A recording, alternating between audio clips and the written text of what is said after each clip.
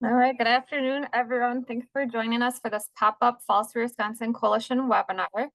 For those of you that don't know me, my name is Suzanne Morley. I'm a health promotion program coordinator with the Wisconsin Institute for Healthy Aging, or WIHA, and I'm glad to welcome you to this webinar. If you're not familiar with WIHA, we're a nonprofit administrator of evidence-based healthy aging programs and practices throughout the state. And we also convene the Falls Free Wisconsin Coalition, which is a falls prevention collaborative to reduce falls in the state. If you're interested in learning more about the coalition, I encourage you to visit our website, which will be shared towards the end of this webinar. You can find lots and lots of great resources and information and join us in our coalition. We will just get started with a quick round of chat introduction. So feel free to put in the chat your name. And then since our focus for today's webinar is about balance, how do you find balance in your life? Whether that's work-life balance, balance in exercise, or other ways that you find balance day to day. So I'll just start by sharing my favorite way to find balance is by practicing yoga. And just give a few seconds for some names to roll through the chat. Kids help you find balance. I love that. Going on walks, spending time in nature, parkour classes.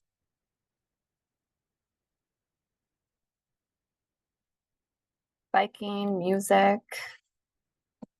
Yeah, lots of different ways to find balance in our lives. So thanks everyone for sharing. I'm gonna just briefly overview our agenda. So we will kick things off with a presentation from Ashley Hillman and Darcy Olson, who are with Safe Communities Falls Free Dane Coalition. They'll be sharing all about their Balance Stamp of Approval program. Q&A, feel free to throw questions in the chat throughout, but we will have some dedicated time for Q&A after their presentation as well. And then I'll be sharing some Falls Free Wisconsin Coalition updates towards the end of today's webinar, some updates on Falls Prevention Awareness Month and the film screenings that we're hosting, information about our LEAF grant, and then a new training opportunity that popped up within the last couple of weeks, and then we'll wrap up. So I will go ahead and pass it over now to Ashley and Darcy. Thanks, Suzanne, and thank you all for being here. Like Suzanne said, I'm Ashley Hillman, and I work with Safe Communities in Dane County. Darcy, do you want to go ahead and introduce yourself, and then we can jump in? Sure. Hello, everyone. I'm Darcy Olson, and I work with Ashley. Well, I volunteer with Ashley for with Falls Free Dane, and I'm a retired occupational therapist and very involved in lots of different falls prevention things in Dane County.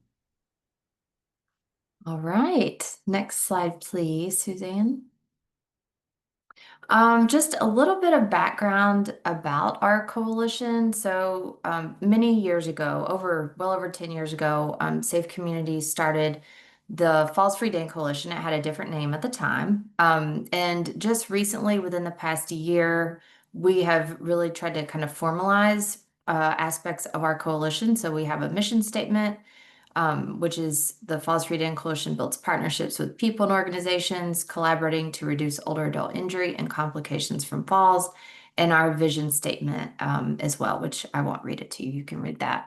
But we did include the word resiliency in our vision statement. That's something that as a coalition we're trying to bring to the forefront, is not just using the term falls prevention, but also how do we just improve resilience in many ways. Next slide. So a little history about the coalition. So in 2023, so pretty recently, we changed our name from the Dane County Falls Prevention Task Force, which is quite a mouthful, to the Falls Free Dane Coalition. And the purpose of this was to align with Falls Free Wisconsin, the statewide initiative. So Falls Free Dane was started by Safe Communities in January of 2007 with the intent of building collaborative efforts in Dane County, addressing both grassroots and systems levels of change. So how are we making programs in our community more accessible for older adults to participate in programs that will enhance balance, but then also at the systems level, how are we working as healthcare, EMS, program providers to really streamline our efforts to best serve the needs of our community's older adults. Safe Communities is built off of a World Health Organization model where we look at the top causes of injury death and then build coalitions around those top causes of injury death. And in Dane County, falls among older adults is one of those top four. The other three are suicide, drug poisoning, and traffic crashes. Next slide. So the reason we're here today is to talk about a committee that formed, I want to guess, close to 10 years ago. It's been quite some time, called the Balance Keys Committee. So the Balance Keys Committee is comprised of, it's mostly physical therapists and occupational therapists who have vested interest in falls prevention and resiliency. Mostly the people who the original conveners of this group were working with were older adults themselves who were looking for ways to engage in balance enhancing programming. We also implement stepping on in Dane County for Dane County. And so the question kept arising in our coalition meetings, if participants take a stepping on workshop, then what's next? Like, how do we help plug them into programming that's going to help them on their falls journey so that they stay safe, healthy, and upright? So this committee formed to evaluate research or look at the research to develop criteria for what would a class, any sort of community class need to be considered what we say balance enhancing. So the documents were created, which as Darcy's talking, I'll put a link to those documents in the chat that are on our website that you can take a look at. And so what this committee did is they developed the criteria, developed some tools and resources, and then started actually going out into the community and evaluating all sorts of community-based classes. And it was really beneficial in so many ways because then those classes that receive what we call the balance stamp of approval then go up onto the Safe Communities website. Classes are awarded a logo that they can use in their promotional materials.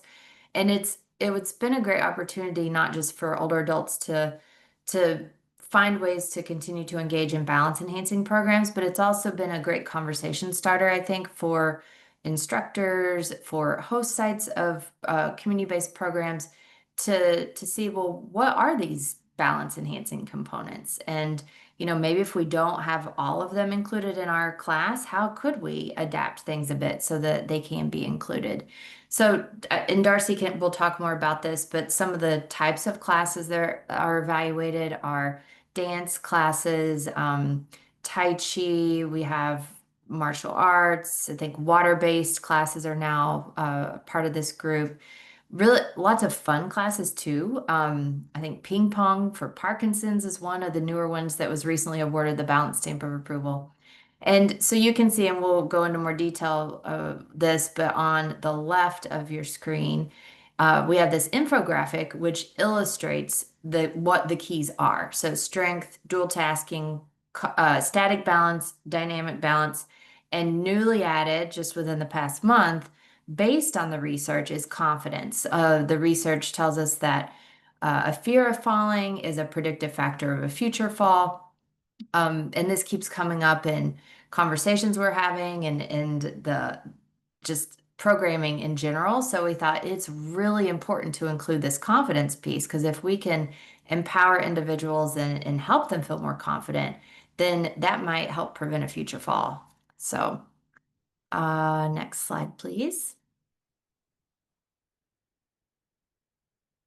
This is very small, and I don't expect you to be able to see this. Maybe Suzanne can share the slides out afterwards, but it just wanted to kind of illustrate some of the materials that we have developed as part of Falls Free Dane. So what you see on the left is guidance on how to use the logo. So the balance stamp of approval logo is on the left, and there are two versions of it based on which way you may want to use it. If it's on a website, if it's in a program guide, needs to be super small, then we have the smaller version.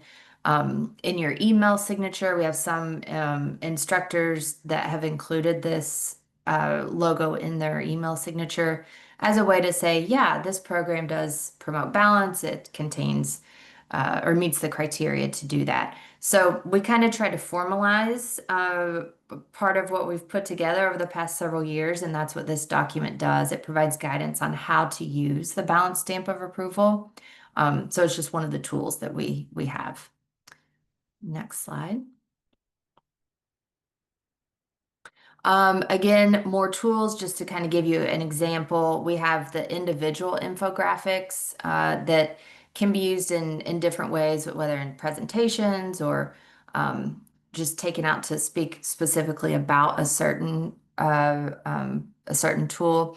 And then these are just snapshots of a couple of the documents that have been put together, and they're cut off, so it's not the full document, but you can just kind of see there's a community resource, so anyone in the community could maybe read this and learn about what they would need to do to participate in to promote their balance or improve their balance. And then there's an instructor resource, so it's geared more towards the individuals who are facilitating classes.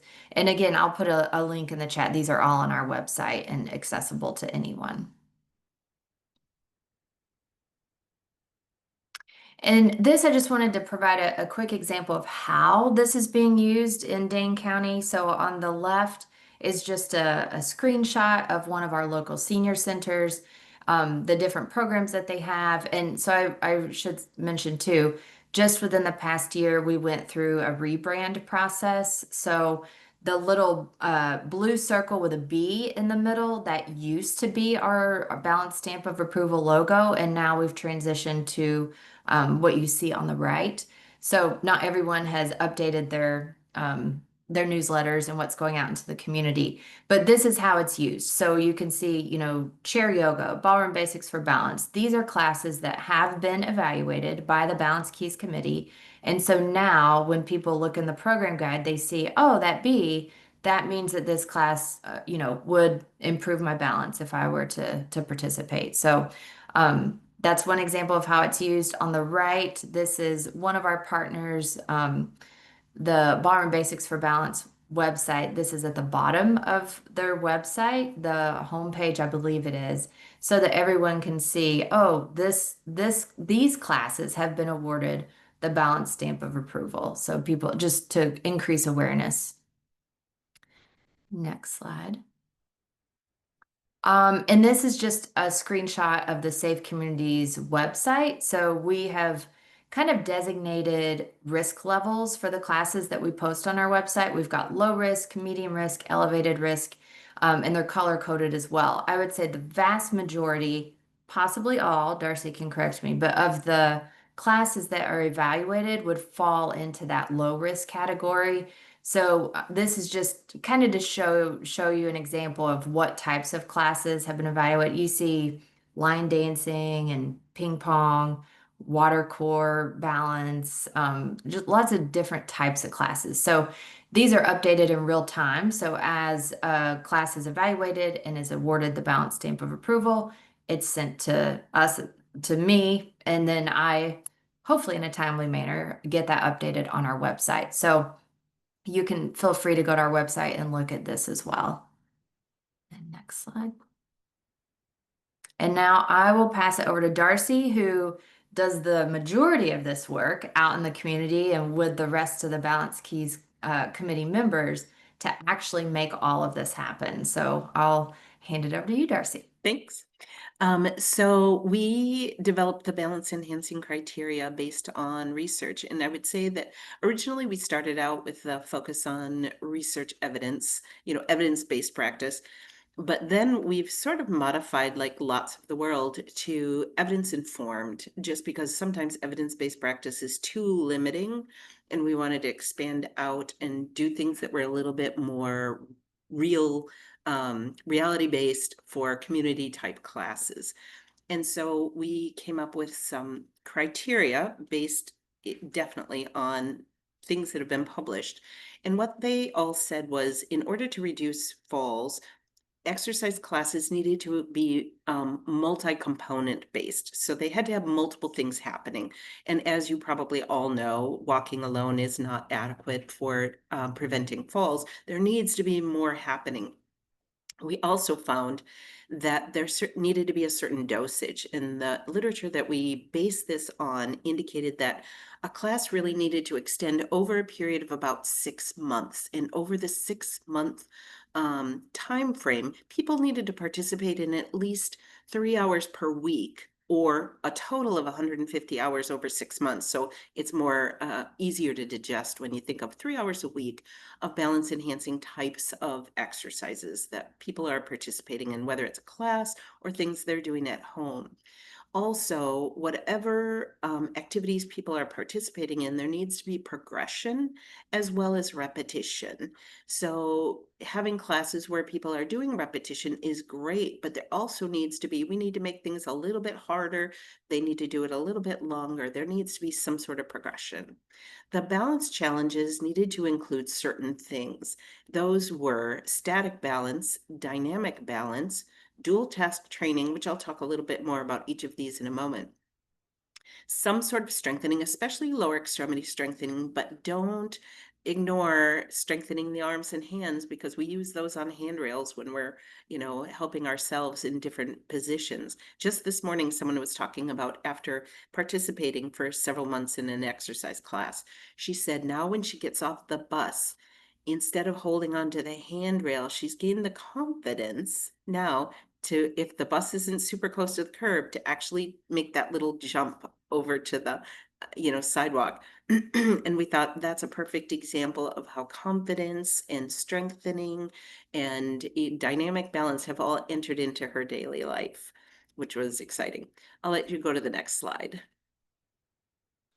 So the process that we use for awarding someone a balance stamp of approval, or even just doing the assessment, is first we're going to reach out to the agency, and we have different ways that we do this. Sometimes people will come to us, but often we will contact an agency like a senior center or a Y, or some other group, and ask, are there, classes that they would like to have evaluated for this, and then, potentially gain this little bit of advertisement that these classes are balance enhancing.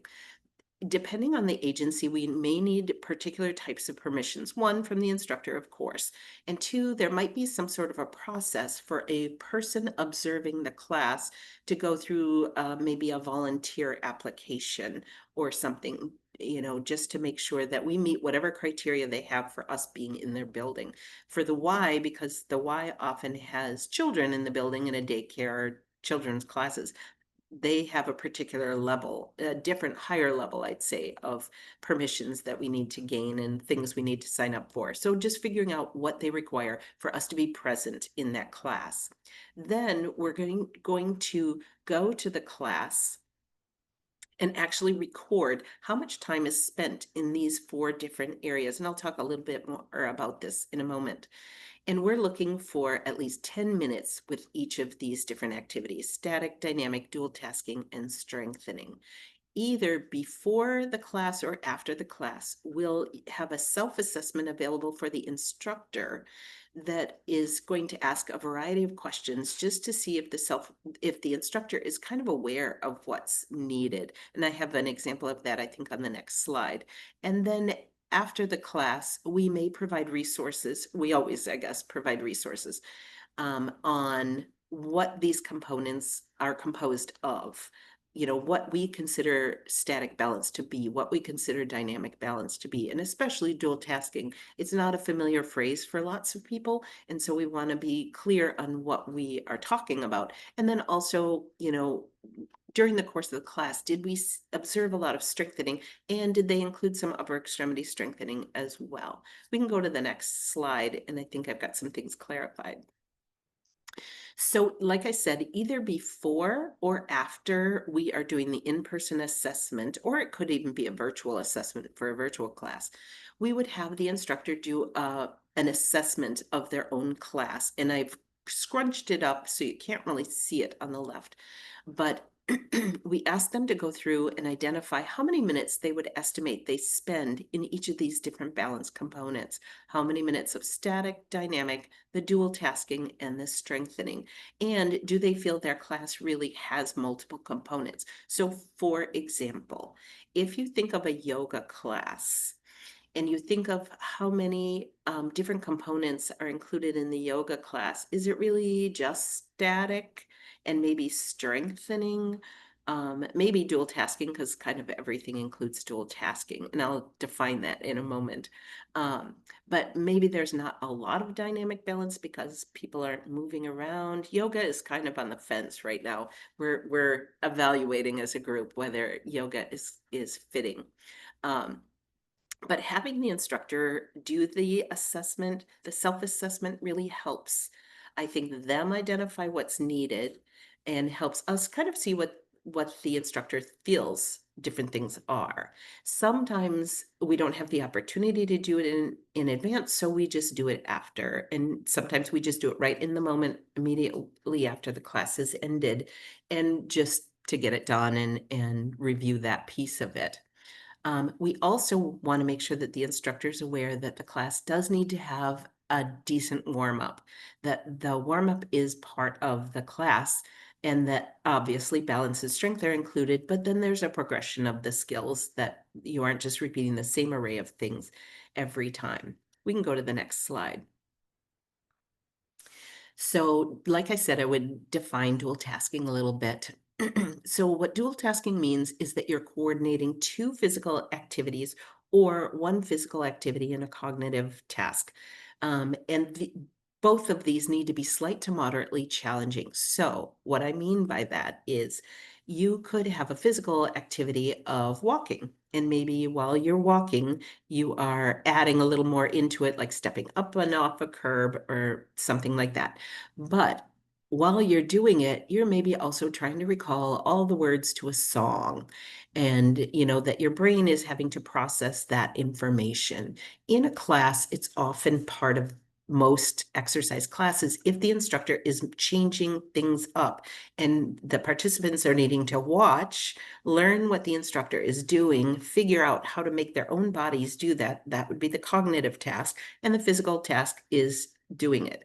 So two physical tasks could be things like carrying a cup of water while you're walking. Those are two different physical tasks. They're not really very challenging, but the best is if you pair a cognitive task with a physical task. And from my observations, most classes have a lot of that. And so that's not hard to meet.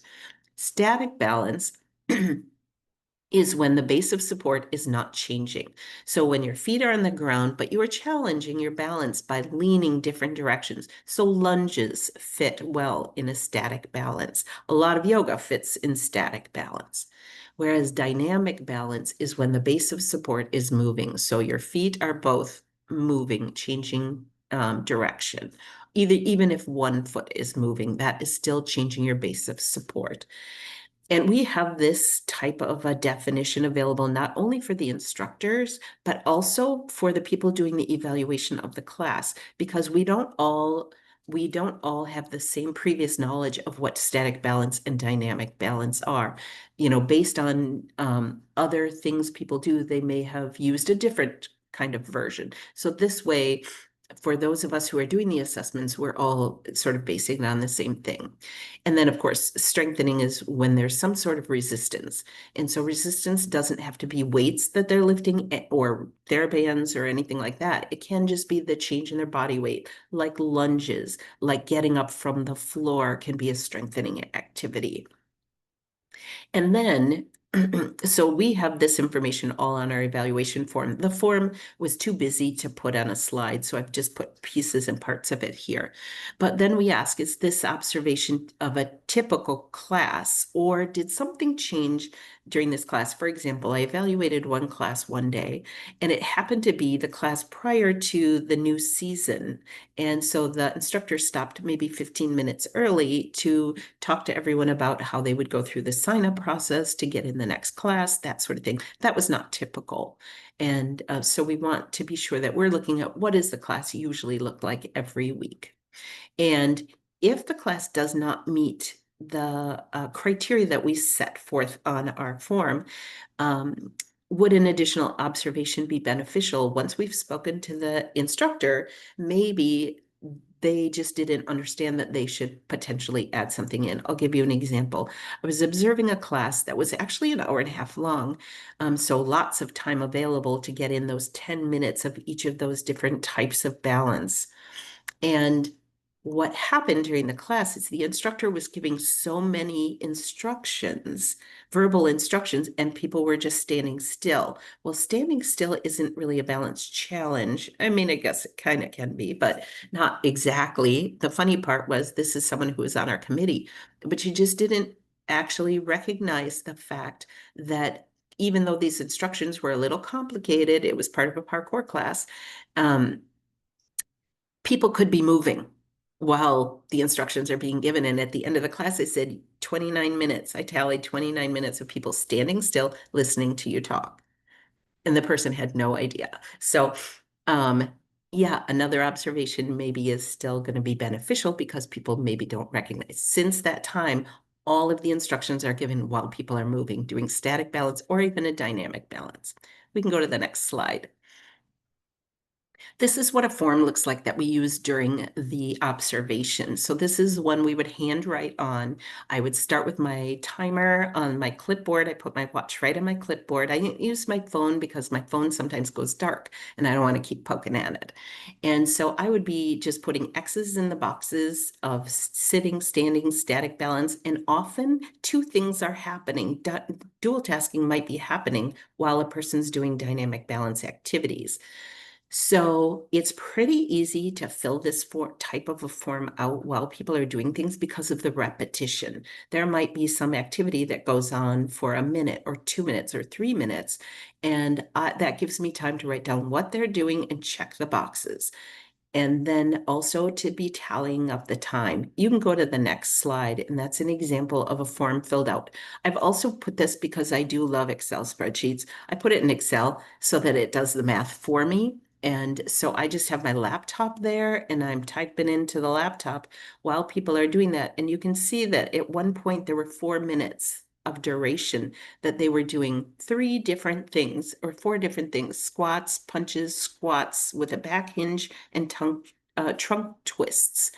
That gives me plenty of time to be doing a little bit of tallying, typing things in, or writing things in. There's plenty of time to be doing that. And just another note, when I go to a class and I sit down in the instructor's class, I usually get a chair and sit in the corner. If I have the opportunity, which mostly I do, I announce to the entire class, I am not grading the instructor. I am not here to evaluate their performance as a job performance evaluation. I am here to just, time things to determine if this is a balance enhancing class.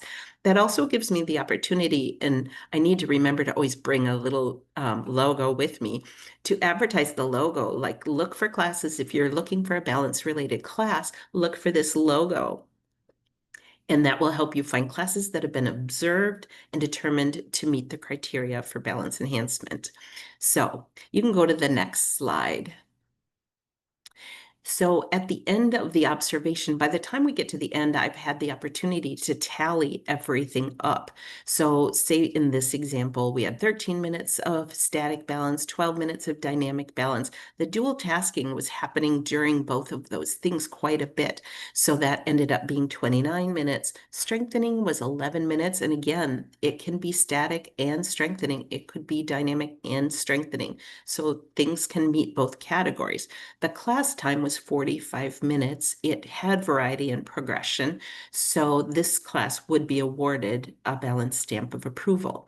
I can also identify whether I feel this class is for a beginner, so a person with low risk, or is it more of an advanced class that it would be for a person that it might not be appropriate for a person with high risk, that sort of thing.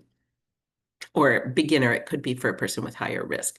We are not currently evaluating classes that are seated. That is something that we're contemplating doing in the future, taking a little bit more time to review the evidence to see what there is as a precursor to balance. Maybe seated, people are building much more core strength, and that's very reasonable. And it's something that does deserve attention for those people who are at an advanced risk or at high risk with their balance. So, and if the class doesn't meet these criteria, then we can identify what needs to be added or expanded. We can have that conversation with the instructor, and we can include it in a letter back to the instructor. You can go to the next slide, and it's the first part of a letter that goes out to an instructor. We have a set template for the letter that goes to the instructor and then also goes to Ashley so that she can see what we've evaluated. And it includes the logo, and it includes all the information on it, and usually something very specific about the class. This class was particularly great in dual tasking or in static balance. If the person did not meet the criteria, then in this letter, we can also identify that what was missing and what would enhance the class. All right, we can go to the next slide. I can't remember what I have next. These are just odds and ends. So when we first started doing this, we identified that classes change over time, instructors change over time. So instead of just offering it out once and being done, we would identify that 3 years was the time frame for the approval and that we should revisit this. If the class is taught by multiple instructors, so say, for example, one of our community rec programs has a particular type of class, I think it's called something like functional balance or something like that. And there are, I think, 5 different instructors. So we went and observed, I think I observed at least 2 or 3 of the instructors who teach the same scheduled class to make sure that they all had the components. Even though instructors vary, we didn't take the opportunity to see everyone who teaches that class, but at least a nice cross-section. We will offer resources to the individual based on approval, but also we send the same resources to the people who didn't receive an approval, and we're happy to answer questions and offer even additional resources. The website has so much on it. We have so many documents we send with our letter to them, and we also offer to do a return visit if they would like that. We determined, I think a year ago, we had an intern. We have the great luck of having universities right here and colleges in Dane County. And we have kinesiology interns every year that do a 96-hour internship. And so we have them do this. We have them go out and evaluate the classes. And we also have them do lit reviews for us. And so they were able to find some evidence-based research that indicated that water-based exercise can meet the criteria. So when we evaluate those classes, we don't actually get in the water, though that would be fun. But that's something that could be considered. And like I said before, we're not currently included the seating exercise classes. The one that was on the form that Ashley demonstrated earlier was from our community rec program. And during one of our early years, that class was evaluated and given an approval. But at this point, we're probably would not give the same approval, just because balance is really considered an ambulatory thing. And so we've narrowed it down a little bit until we get more information, or maybe can come up with a modification on balance stamp of approval. Right. I think that might be my last slide. Yeah, that is my last slide. But I think Ashley and I are both very open to answering any questions that you might have about this program. Awesome. Thank you, Darcy and Ashley, for sharing all the great information about the balance step of approval. I'm not seeing any questions in the chat, but I'll give a little bit of time and space here. If there are any questions about the program, feel free to either come off of mute or throw those questions in the chat.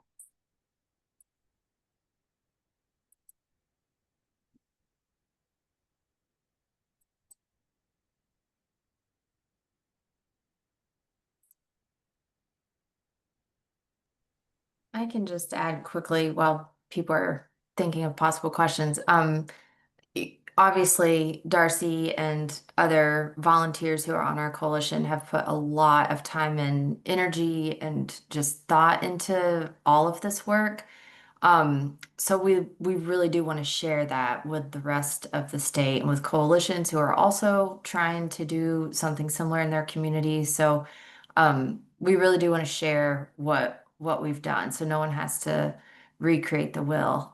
So I'll just throw that out there that we can have future conversations about what this may look like in your community and just provide support how we can. Yeah, also like to add, one of the questions that came up during the previous presentation was, what do participants say? Like, are they necessarily noticing this logo and making choices of classes based on it? And we don't know the answer to that. But that is something that we have a new intern starting in September, kinesiology intern. And that's one of the things that we maybe are going to have the intern work on, is getting a little bit of outcome data, interviewing maybe instructors or class participants in some of the classes that have previously been awarded the balance stamp of approval. Did they notice it when they chose it? Has that influenced their class selection? Did the instructor find any particular value in the information that they received? How are people using the balance stamp? Are they putting it in their LinkedIn? Is it in their advertising materials? For some of the classes we know because we are participating in them. But for other classes, we're just excited about pushing this out there and helping people make decisions about classes to take. Hopefully that's the way it's working. Yeah, it'd be awesome to share some of that outcome data once you have. Well, I'm not seeing any questions come through, but Ashley did share her contact information on the slide here. And I like can she share said, mine too. yeah, in the chat, that'd be great. I, of course, will share these slides, and I know Ashley shared the link to their website as well, where they have all the resources. So feel free to copy shamelessly. Like Ashley said, we're all in this together, so you don't have to recreate the wheel on a program like this, but a great opportunity to spread the awareness about resiliency, like Ashley said, and get more people thinking about balance, and even getting, those instructors thinking about ways that they can incorporate balance enhancing activities in different classes. I have one more thing to comment on. I hope you don't mind. I wanted to share just a little bit of information. So over the last several years, some colleagues and I have been teaching a class called Parkour Senior, where we're doing really flexible types of movement activities with older adults. And the outcome in the class has been amazing. Anyway, we have a group coming in to teach a coaching workshop. So if anyone is interested in taking a class about how to teach just parkour-based programming for older adults, the class is going to be the 5th and 6th, or 6th and 7th, 5th and 6th, I think, of September in Madison at a park. We play actually on the park equipment, and feel free to email me and I'll send the information along to you. We're really hoping to expand it because we have such great outcomes with our participants. Awesome. Thanks, Darcy. I can share that in the follow-up too. That goes out after the webinar. Perfect. Thanks again, Ashley and Darcy. If there are any questions, feel free to throw those in the chat. I'm just gonna switch gears a little bit here and give some Falls Free Wisconsin updates. So sharing a little bit of info about Falls Prevention Awareness Month. It's coming up very, very soon, in just about a week and a half now somehow, but we are doing couple of film screenings. If you haven't seen, we have the play called Denying Gravity, and then we also have the Spanish language version of the play. We are doing a virtual screening of the English version on September 9th, and the information can be found on our website and on the flyer there. And then the Spanish language version will be actually in person in Milwaukee at United Community Center. So we have two versions of the flyer. We have it in English. We also have it in Spanish. Those are both available on our website. We are encouraging hosting watch parties for the virtual Denying Gravity film screening as well. So we'd really love it if you are planning to host a watch party, if you would be able to track the attendance of that watch party. So if you haven't reached out to me already about that, we have our Age Well series newsletter sign up. So we're doing this in conjunction with WeHa's Age Well series.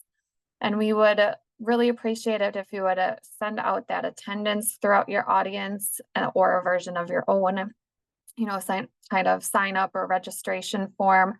And then either scan it back to us after the event or, at least give us kind of a number of how many people attended your watch party so that we can kind of report back on those numbers to our funders.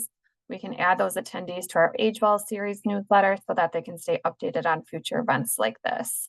And we also have a post-show feedback form that we can send to those attendees as well that are attending those in-person watch parties for Denying Gravity. We also have available the movie premiere playbill that we can send out to you. So if you are doing a watch party, you can print that for your attendees, or you can, share a couple of copies of it or have it available via email after the event. We encourage you to have snacks and drinks, local resources at a watch party. We do have the guest expert panel that will be attending that event virtually for everyone to see. You're welcome to continue the screening and watch that guest expert panel, but you can also have your own local experts attend your event and answer questions from attendees. And then, of course, add your film screening to our events calendar on Falls Free Wisconsin website. There's already a few that are up there, so you can kind of see where it's being screened throughout the state, what people are doing a little bit differently. I know there is at least one watch party being held at a theater, which is pretty cool. So lots and lots of different things that you can do with this event, but we're really excited for it. That's just a screenshot of that movie premiere playbill on there. And again, I'm just going to go back to the flyer here. So we do need at least one person, if you are doing a watch party, to register using the Zoom link. Not everyone that attends in person has to register using the Zoom link, but at least one person does. And then for the in-person screening in Milwaukee at United Community Center, registration is not required for that one. So for that one, you can just show up. Just gonna look at the chat here quick. I'll see Ashley added something in there, which is great. So just another, I skipped the slide here. Just another note about our events calendar. Like I said, you can see a couple of those watch parties are on there for September 9th. We have lots of different events happening throughout the state. So if you haven't included your Falls Prevention Awareness Month event on here, Darcy, a great plug to put on that parkour event if you'd like to add that to the calendar. But if you have any other sorts of events or programs happening related to Falls Prevention Awareness Month in September, or even this is year round, so feel free to add your events to this year round as well. We also have lots of promotional resources on our website. So we have available in English and Spanish for pretty much everything for Falls Prevention Awareness Month, which is really exciting this year. And then we also have for our social media posts, we have a whole campaign for tribal elders as well. We have a press release, newsletter article, and radio talking points. And as we've been kind of talking to people throughout the last couple months, we know that older adults really are getting the resources and information from newsletter articles and radio stations. So I really encourage you to put in a newsletter article. You can customize it a little bit if you'd like. And then we have some radio talking points. So schedule something with your local radio station.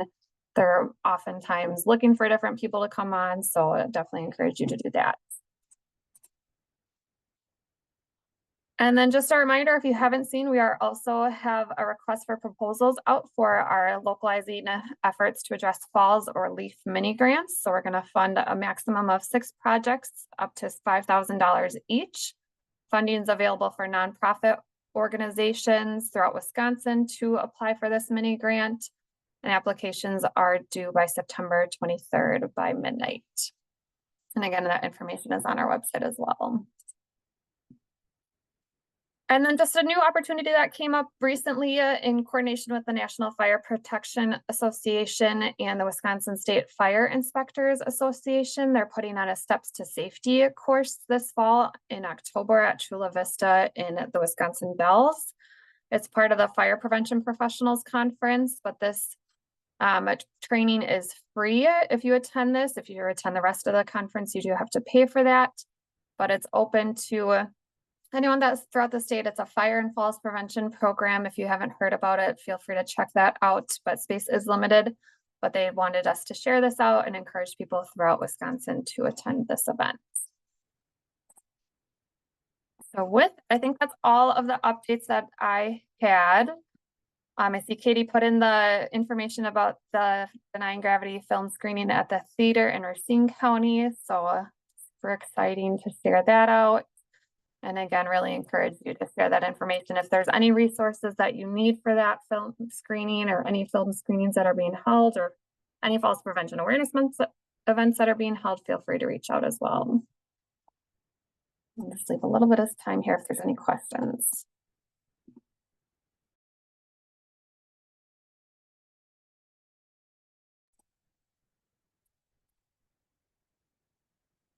Okay, I'm not seeing anyone. So I'd like to thank UW Health for supporting Falls Free Wisconsin. And a recording of this webinar will be sent out in the next couple of days, and everyone who registered will receive a copy of the recording, a copy of the slides, and then future communications from Falls Free Wisconsin. So contact information is on the screen. I'll share the resources that Ashley and Darcy shared as well. But thanks everyone for joining, and hope you have a great rest of your day.